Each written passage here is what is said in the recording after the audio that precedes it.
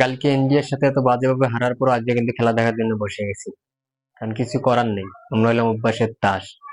ইন্ডিয়ার সাথে এত বাজেভাবে হারার পরেও আমাদের কোনো লজ্জা শরম নেই, আজকে ওই দলটারে সাপোর্ট করতে বসে আছি, কারণ দলটা তো দিন শেষে আমাদেরই, হারুক জিতুক দলটা তো আমাদেরই, এই লাল সবুজ যাচ্ছিরাই আমাদের। তো কিছু করার নেই ভাই, আমাদের কোনো লজ্জা শরম নেই, সে আমাদের দলকে সাপোর্ট করতেই হবে।